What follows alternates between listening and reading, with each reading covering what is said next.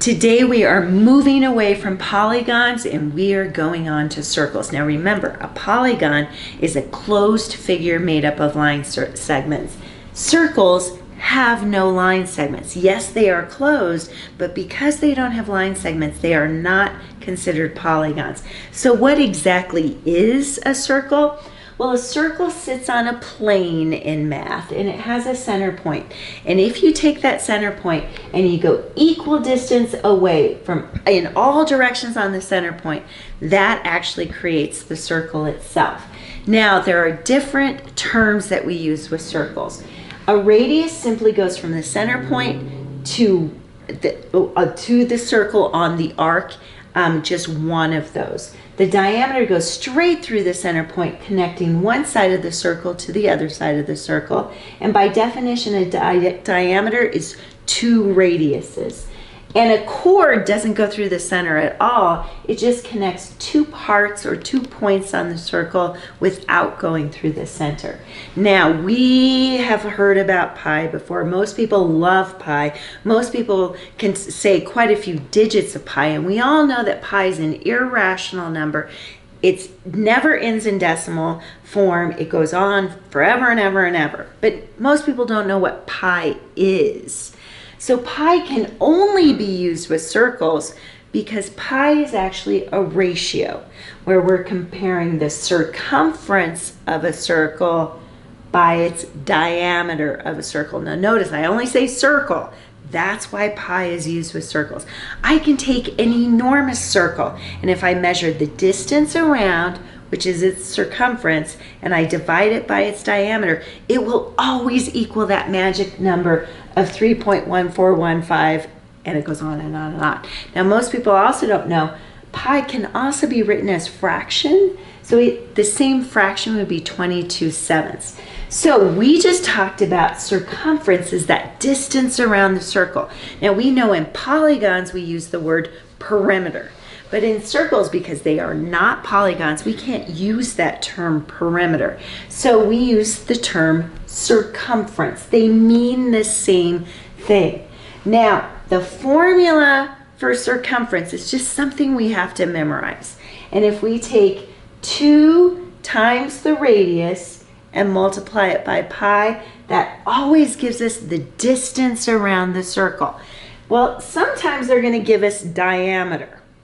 Well, notice there's no diameter in this formula here, but I know that 2 radiuses equal a diameter.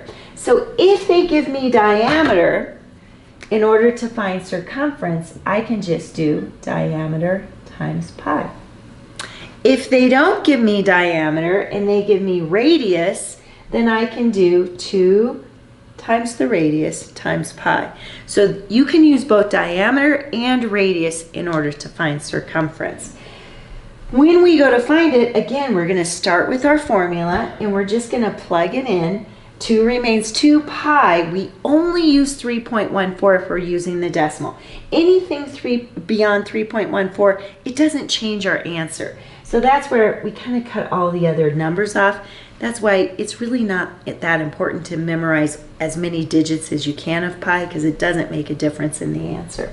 And then we're going to multiply it by its radius. When we multiply that together, I get 148 hundredths millimeters. Now notice, this is distance around the circle, so I just leave it as millimeters. It's not millimeters squared like we have with area for that. So that just means the distance around this circle, which would be the same thing as the distance around this circle, is just 148 millimeters.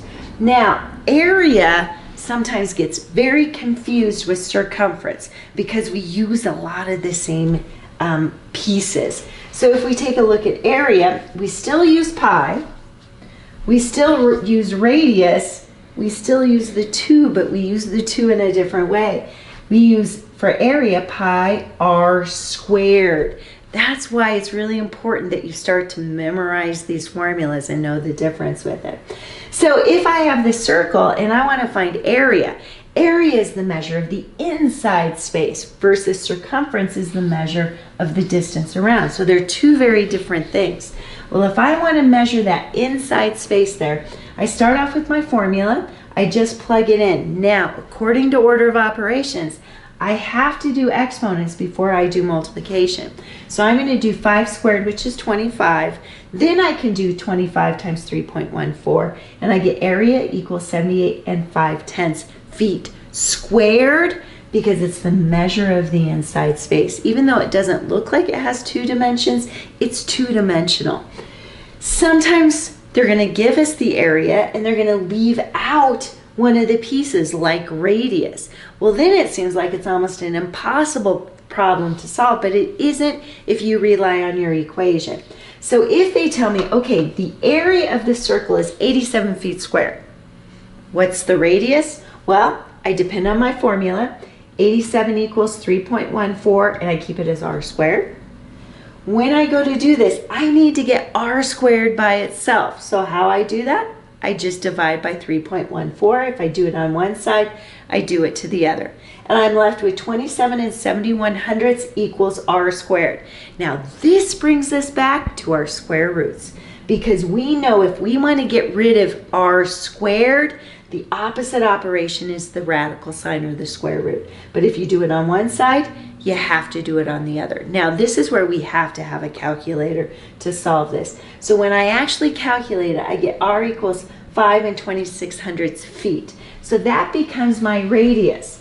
Now sometimes they might say, well then what's the diameter? Well, if you want to know the diameter, just multiply it by 2, and that's going to give you your diameter. So it's perfectly fine to be missing your radius as long as they give you what that area is.